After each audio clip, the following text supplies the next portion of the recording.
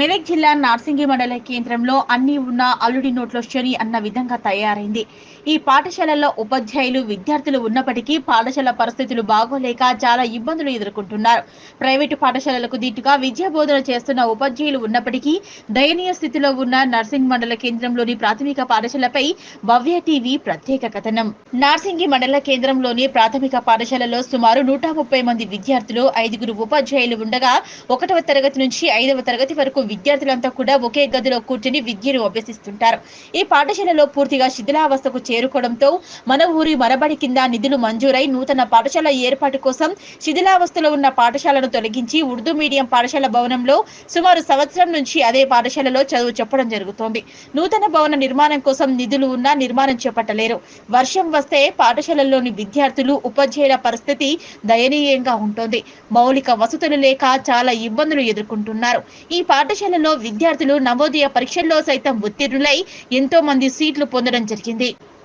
ఇక్కడ ఉన్న ఉపాధ్యాయులు ప్రైవేటు పాఠశాలలకు దీటుగా విద్యా బోధన చేస్తున్నప్పటికీ పాఠశాలలో మౌలిక వసతులపై అధికారులు, ఇటు నాయకులు ఏమాత్రం పట్టించుకోకపోవడం దురదృష్టకరం. పాఠశాలలో ఉన్న 2 గదుల్లో వర్షం వస్తే ఒక గదికి విద్యుత్ షాక్ రావడం జరుగుతోంది. దీంతో అటు విద్యార్థులు, ఇటు ఉపాధ్యాయులు భయాందోళనకు గురవుతున్నారు. పాఠశాల పరిసరాలు బాగా లేకపోవడంతో గత 10 సంవత్సరాలుగా కురుస్తున్న వర్షాలకు పూర్తిగా తడిసి ముద్దైన మూత్రశాలలు సైతం సరిగ్గా లేవని 5 రోజుల క్రితం ఈ పాఠశాలలో మరో పాఠశాలకి మార్చడం జరిగిందని చెప్పి నేటికి పాఠశాలను వేరే పాఠశాలలోకి మార్చలేదని, కుక్కలు, పందులు సైతం పాఠశాల పరిసరాల్లోనే సంచరిస్తున్నాయన్నారు. సీజనల్ వ్యాధులు విద్యార్థులకు జ్వరం, విరోచనాలు అవుతున్నాయని, దీంతో విద్యార్థులతో పాటు వారి తల్లిదండ్రులను భయాందోళనకు గురి చేస్తున్నాయని తెలిపారు. నూతన పాఠశాల నిర్మాణం కోసం నిధులు మంజూరైన కాంట్రాక్టర్ పాఠశాల నిర్మాణం చేపట్టకపోవడం ఏమిటని, ఉపాధ్యాయులు చేస్తున్న విద్యను అభ్యసిస్తున్నందుకు విద్యార్థులు ఉన్న ఈ పాఠశాలను ఎవరు పట్టించుకోకపోవడం లేదని ఉపాధ్యాయులు, విద్యార్థుల తల్లిదండ్రులు ఆవేదన వ్యక్తం చేస్తున్నారు. ఇప్పటికైనా అధికారులు స్పందించి ఈ పాఠశాల భవన నిర్మాణం కోసం అధికారులు స్పందించాలని, త్వరగా భవనాన్ని నిర్మించి విద్యార్థుల, ఉపాధ్యాయుల సమస్యలను పరిష్కరించే విధంగా చూడాలని కోరారు. మా అబ్బాయి 3rd క్లాస్ నుంచి స్కూల్ అవుతుండు, గవర్నమెంట్ స్కూల్లో. ఇప్పటిదాకా స్కూల్ కడతామని చెప్పి కూలగొట్టారు. అది నుంచి అరబీ స్కూల్ ఎత్తి చేసారు. ఇప్పుడు 3 సంవత్సరాలు అవుతుంది, 2 సంవత్సరాలు అవుతుంది. ఇళ్ళకని ఎలాంటి రెస్పాన్స్ లేదు. మొత్తం ఇళ్ళకి వచ్చినప్పటి నుంచి మా అబ్బాయి సిక్ అయిపోయాడు. వగర వచ్చి రోగాలు వస్తున్నాయి, బీమాలు వస్తున్నాయి. ఫుడ్గా సరిగా లేదు, ఏది సరిగా లేదు, మెయింటెనెన్స్ లేదు, ఏం లేదు. అంటే ఇది చేస్తాం, అది చేస్తామని చెప్తారు. స్కూల్ ఉన్న మంచి స్కూల్ ఉన్న స్కూల్ కొట్టారు. అది కాంట్రాక్ట్ ఇవ్వాలంటే కాంట్రాక్ట్ బేసిక్లో కడుతున్నాం అని చెప్తారు, కట్టించలేరు. మొన్న 3 రోజులు, ఒక 5 రోజుల క్రితం ఇంకా మాట్లాడాం మేము. మాట్లాడితే వేరే స్కూల్స్ చేస్తామని చెప్పారు. అది ఎంతైనా మాత్రం సంతకాలు పెట్టించుకొని అలా క్యాన్సిల్ చేసి వాళ్ళే తీసుకుని గవర్నమెంట్ ఎంప్లాయీలే తీసుకుని వెళ్ళిపోయారని చెప్పేసి మేడం చెప్తారు. అది మళ్ళీ ఒకటి సార్, కుక్కలు, పందులు, మళ్ళీ ఈ బాత్రూమ్కి సరిగా లేవు. పిల్లలు మోషన్స్ ఇంటికి వచ్చే లోపలనే పైన వెళ్ళిపోతారు. టాయిలెట్ పోతామని కట్టలేదు, మోషన్స్ కట్టలేవు, ఈ వాటర్కు కట్టలేవు. ఇలా ఇది ఎలాంటి చర్యలు తీసుకుంటలేదు. వచ్చిన వాళ్ళ తీసుకుంటారు కానీ చేస్తామంటారు ఎవరికి చేసేది లేదు. ఇది మొత్తం గోడలకు అర్థంగా వస్తుంది. ఇట్లా పిల్లలు ఎలా రావాలి, ఎట్లా అప్పచెప్పాలి, ఎవరు బాధితులు దీనికి? ఇక్కడ శారదా మేడం అని తను హెచ్ఎము, LFL హెచ్ఎము, ప్లస్ 4 ఎడ్యుటీస్ ఉన్నారు. తన లీవ్లో ఉంది 3 డేస్. నిన్న మొన్న ఇవ్వాల తను ట్యూస్డే వస్తుంది. ఇక్కడ పిల్లల స్ట్రెంత్ ఏమో 1st నుంచి 5th వరకు, అంటే 1st, 2nd, 3rd, 4th, 5th class వరకు 123, అరౌండ్ 125 స్ట్రెంత్ ఉంది. కానీ స్ట్రెంత్ బాగానే ఉంది, టీచర్స్ ఓకే సరిపోయి పెడుతున్నారు. కానీ క్లాస్ రూమ్స్ మాత్రం లేవు. ఉన్న 2 క్లాస్ రూమ్స్, ఎందుకంటే స్కూల్ బిల్డింగ్ మన ఊరు మనవాడి కింద కూలగొట్టేసిండు. కానీ కన్స్ట్రక్షన్ చేయలేదు, మధ్యలో ఆగిపోయింది కొన్ని కారణాల వల్ల. ఇక్కడ ఉర్దూ మీడియంలో 2 రూమ్స్ ఇచ్చిండు. 2 రూమ్స్ అసలు మొత్తం కురుస్తుంది. పైన రూమ్ మంచిగా లేదు. అది కొత్త బిల్డింగే కానీ అక్కడ మొత్తం కురుస్తుంది. కింద తడి ఉంది. పిల్లలు కూర్చోవడానికి కానీ భోజనం చేయడానికి కానీ చాలా ఇబ్బంది ఉంది. ఆ పరిస్థితులలో మేము ఇంత స్ట్రెంత్ ఉన్నటువంటి పిల్లలకి చదువు బోధించడం అంటే కష్టం. పేరెంట్స్ కూడా మార్నింగ్ వస్తున్నారు, మేము వచ్చేసరికి వస్తున్నారు. వాళ్ళు ఈ పరిస్థితి చూస్తున్నారు. కొంతమంది పేరెంట్స్ అసలు పిల్లల్ని పంపించట్లేదు స్కూల్కి, ఎందుకంటే ఎక్కడ కూర్చుంటారు అని.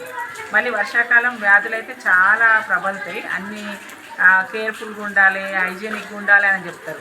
హైజీనిక్ ఎక్కడ ఉంటామో అర్థం అవ్వట్లేదు. ఎందుకంటే ఇక్కడే కూర్చోవడం, ఇక్కడే తినడం, ఈ తడిల్నే కూర్చోవడం, టీచర్స్ కూర్చొని తినడానికి ఇబ్బంది ఉంది. ఉన్న 2 రూమ్స్ కూడా కురుస్తున్నాయి. కాబట్టి ఈ విషయానికి మరి గవర్నమెంటా, లీడర్సా, పై అధికారుల, గ్రామ పెద్దల ఎవరైనా చొరవ తీసుకొని ఈ పరిస్థితిని చక్కదిద్దితే మేము పిల్లలకు కూడా నాణ్యమైనటువంటి విద్యను అందిస్తాము. వాళ్ళు కూడా ఇక్కడికి స్కూల్కి వచ్చిన దాన్ని ఫుల్ఫిల్ చేస్తారు. కానీ ఇక్కడికి వచ్చి అందరినీ ఒకే రూమ్లో లేకపోతే ఒక ప్లేస్ ఏదైతే వాటరు కురవదో అక్కడ వాళ్ళని కూర్చోబెట్టి ఏదో అటెండెన్స్ తీసుకొని వాళ్ళకి కంబైన్గా ఏదో ఒక వర్క్ ఇచ్చి అది క్లాస్ రూమ్ అంటే మేము లెసన్స్ చెప్పడం కుదరట్లేదు. ఎందుకంటే అందరు ఒక దగ్గర కూర్చున్నప్పుడు ఎక్కడ కుదరట్లేదు. అది జరుగుతుంది. అది సాయంత్రం వరకు ఉంచుకొని పంపించడం అట్లా జరుగుతుంది. దీనివల్ల విద్యార్థులు కూడా లెసన్స్ అన్నీ కోల్పోతుండ్రు, సిలబస్ కూడా. దీన్ని ఏదన్నా చర్యలు తీసుకొని కొంచెం మంచి చేయాలని మేము మా టీచర్స్ నుంచి మేము కోరుతున్నాం. నా పేరు సుమన్. మా పాప దీంట్లో 5th క్లాస్ చదువుతుంది. ఇది చాలా వర్షాల కారణంగా చాలా ఇబ్బంది ఎదుర్కొంటున్నారు పిల్లలు. 3 సంవత్సరాల నుంచి ప్రభుత్వం ఎవరు పట్టించుకోవట్లేదు. అక్కడ మన ఊరు మన బడి నిధులు కూడా ఎక్కడికి వెళ్తున్నా తెలియదు. అక్కడ వర్క్ చేస్తామని చెప్పేసి డిస్మెంటల్ చేసి కూడా 1.5 year అయిపోతుంది. ఆయనంత వరకు పనులు ఎక్కడ వేసిన బొమ్మలు అక్కడే ఉంది. చాలా అంటే చాలా ఇబ్బందులు ఎదుర్కోవడం జరుగుతుంది. ఇక్కడ ఉన్న ఉర్దూ మీడియంలో 2 గదులలో 1 నుంచి 5వ తరగతి వరకు పిల్లల్ని ఒకటే గదిలో కూర్చోబెట్టి పాఠాలు చెప్పడం జరుగుతుంది. దానివలన పిల్లలకి ఇబ్బంది జరుగుతుంది, ఉపాధ్యాయులకు కూడా చాలా ప్రాబ్లమ్స్ ఎదుర్కొంటున్నారు. ఇక్కడ అసలు ఏం పనులు కూడా జరగట్లేదు. ఇక్కడ భాషలు సరిగ్గా లేవు. వర్షం కురిసిందంటే మాత్రం మొత్తం వాటర్ లీకేజ్ అవుతుంది. వాళ్ళకి సరైన టాయిలెట్స్ వసతి లేదు, భోజనం ప్లేస్ లేదు. ఇక్కడ చుట్టుపక్కల కూడా ఎలాంటి సౌకర్యాలు లేవు. వాష్రూమ్స్ కానీ ఎలాంటి సమస్యలు ఎవరికి ఉన్నా ఎవరు చెప్పినా పట్టించుకోవట్లేదు. గత 4 రోజుల క్రితం కూడా మేము మాట్లాడడం జరిగింది. పేరెంట్స్ కానీ ఎవరికైనా కాంప్లైంట్ ఇవ్వడం జరిగింది.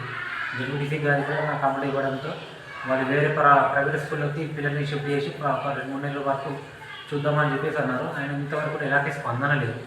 దీనివల్ల పిల్లలు చాలా ప్రాబ్లమ్స్ ఎదుర్కోవడం జరుగుతుంది. చర్మ వ్యాధులు కానీ, ఫుడ్ ఇన్ఫెక్షన్ కావడం చాలా ప్రాబ్లమ్స్ ఎదుర్కొంటున్నారు. కాస్త ప్రజాప్రతినిధులు కానీ, లోకల్ లీడర్స్ కానీ, అక్కడ ఉన్న ఎంప్లాయీస్ కానీ, వేరే వాళ్ళు కానీ కొంచెం పట్టించుకొని హెల్ప్ చేయాలని చెప్పి కోరుకుంటున్నాము. దీనివల్ల చాలా ప్రాబ్లమ్స్ జరుగుతుంది. కాస్త లోకల్ ఉన్న లీడర్స్ కానీ, ఇంతకుముందు పదవిలో ఉన్న వాళ్ళు కానీ, లేని వాళ్ళు కానీ కాస్త ఇది రాజకీయం చేయాల్సిన విషయం కాదు, పిల్లల భవిష్యత్తు కాబట్టి పిల్లలకి న్యాయం జరగాలని ఒక తండ్రిగా నేను కోరుకుంటున్నాను. నా పిల్లలు కూడా చాలా రకాల ఇబ్బందులు ఎదుర్కొంటున్నారు. దయచేసి పిల్లలకు న్యాయం చేయాలని చెప్పేసి నేను కోరుకుంటున్నాను. ఇంకా చాలా ఇబ్బందులు ఉన్నాయి. వాళ్ళకు తాత్కాలికంగా కాకుండా పర్మనెంట్ సొల్యూషన్ జరగాలని నేను కోరుకుంటున్నాను.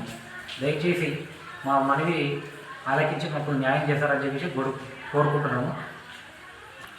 ఇంకొక విషయం ఏంటంటే, ఇది 1 సంవత్సరం కాదు 2 సంవత్సరం గత 3 సంవత్సరం నడుస్తున్న ప్రాబ్లం కాబట్టి తాత్కాలికంగా కాకుండా పర్మనెంట్గా పిల్లలకి ఏదో ఒకటి న్యాయం చేయాలి. మా ప్రైవేట్ స్కూల్లో చదివిస్తున్న స్తోమత లేదు కాబట్టి గవర్నమెంట్ స్కూల్లో మేము మా పిల్లల్ని చేర్పించి చదివిస్తున్నాము. ఇలాగే కొనసాగితే మాత్రం మేము ఆందోళన చేస్తామని చెప్పేసి ఒక తండ్రిగా నేను డిమాండ్ చేస్తున్నాను. గవర్నమెంట్ కూడా మేము రిక్వెస్ట్ చేస్తున్నాము. పిల్లల భవిష్యత్తు కాబట్టి, పిల్లలు రేపటి భావి తరాలకు ఉపయోగపడే వాళ్ళు కాబట్టి వాళ్ళ ఫ్యూచర్ బాగుండాలని చెప్పి మేము కోరుకుంటున్నాము. ఒక తండ్రిగా కోరుకుంటున్నాము. వాళ్ళకి ఏదో ఒకటి న్యాయం చేయాలని చెప్పి కోరుకుంటున్నాము. ఎందుకంటే మనకు రేపటి ఎన్నో మాటలు చెప్తారు కానీ చేతుల్లో జరగడం లేదు. దయచేసి వేడుకుంటున్నాం, చేతులు జోడించి మరి వేడుకుంటున్నాము. పిల్లల భవిష్యత్తు పాడు చేయకూడదు. ఎందరో రాజకీయ వాళ్ళ సొంత లాభాల కోసం పిల్లల్ని బలి చేయడం కరెక్ట్ కాదు. దయచేసి చూడండి, అలా మా పరిస్థితులు అర్థం చేసుకొని వాళ్ళకి. ఇక్కడ మ్యాథ్స్ నేను తీసుకుంటాను. అయితే ఇక్కడ ప్రాబ్లమ్స్ అనేవి నేను వచ్చి ఇక్కడ 2 years అవుతుంది. 2 years నుండి మేము పేరెంట్స్తో మీటింగ్లు పెట్టి అన్ని పోరాటాలు చేస్తున్నాం. కానీ సరైన సొల్యూషన్ అయితే వస్తలేదు. మన ఊరు మనబడి శాంక్షన్ అయింది కానీ అది అక్కడికే ఆగిపోయింది. జస్ట్ పిల్లర్స్ వేసిరు, దాన్ని అక్కడికే ఆపేసిరు. పిల్లల్ని కూర్చోబెట్టడానికి ఇబ్బంది అవుతుంది. మాకు ఏంటంటే ఉన్న ఒక్క రూమ్లో ఆఫీస్ రూమ్లో కూడా ఒక క్లాస్ పెట్టాము ఆల్రెడీ, అది కూడా ఊరుస్తుంది. ఒకటే ఒక క్లాస్ రూమ్ ఉంది, అందులో 1 to 5th strength, 125 above strength ఉన్నారు.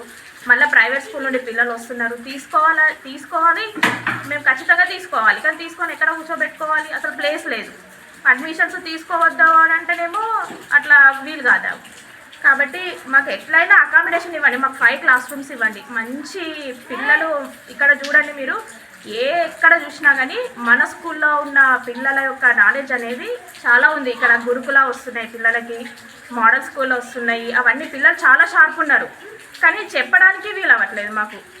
మేము ఎంత ట్రై చేసినా కానీ కూర్చుంటాము పొద్దున్నాక, కానీ ఏం లాభం, అందరిని ఒక్క దగ్గర కూర్చుండబెట్టి మేము చెప్తే ఒక్క సబ్జెక్ట్ కూడా అవ్వట్లేదు అసలు.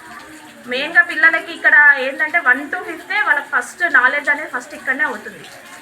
బేసిక్స్ రావాల్సిందే 1 to 5th. అసలు ఇక్కడనే పిల్లలకి ఇబ్బంది అయితే తర్వాత వాళ్ళ హై స్కూల్లో కూడా కష్టమే అవుతుంది. 5th క్లాస్ అని ఇప్పుడు ఈ ఇయర్ మొత్తం ఇక్కడనే కూర్చున్నారు అనుకోండి, నెక్స్ట్ 6th క్లాస్ పోయినాక వాళ్ళకి బేసిక్సే ఇక్కడ రావు. 6th క్లాస్ పోయినా వేస్టే కదా. ఫస్ట్ 1 to 5th మాకైతే ఫస్ట్ ఒక 5 క్లాసెస్ మాకు చూపించండి. ఏమన్నా అంటే అక్కడ 2 క్లాసెస్ ఉన్నాయి కదా వాడుకోండి అంటున్నాడు. ఆ 2 క్లాసెస్ ఎట్లా వాడుకుంటాము? అక్కడ వాష్రూమ్స్ లేవు, మళ్ళీ వాష్రూమ్ రావాలంటే ఇక్కడికి రావాలి అంటే మధ్యలో కుక్కలు ఉన్నాయి, అవి కరిచినాయి అనుకోండి, అది ఇప్పుడు పెద్ద ఇష్యూ అయిపోతుంది. అది కుక్కలు కరవడం అనేది అక్కడ దాదాపు ఒక 10 కుక్కలు ఉంటాయి అక్కడ. ఆ స్కూల్ నుండి ఈ స్కూల్కి రావాలంటే ఆ కుక్కలను దాటుకొని రావాలి. కానీ ఎట్లా సాధ్యమవుతుంది అసలు? ప్రతిసారి పిల్లలు వాష్రూమ్ అనేది అడుగుతూనే ఉంటారు, వర్షాకాలం కాబట్టి పిల్లలకు వస్తూనే ఉంటుంది. కాబట్టి అక్కడ 2 క్లాసులు ఇక్కడ 2 క్లాసులు అనేది అది అసాధ్యం అసలు. తీసుకెళ్తాం కావచ్చు, ఒక రోజు 2 రోజులు కూర్చుని పెట్టుకుంటాము. ఈ వర్షాకాలం అన్ని రోజులు తిప్పాలంటే పిల్లలకు కూడా ఇబ్బంది అవుతుంది. మాకు ఒక 5 క్లాస్ రూమ్స్ చూపించండి ఎక్కడైనా సరే, అంతే.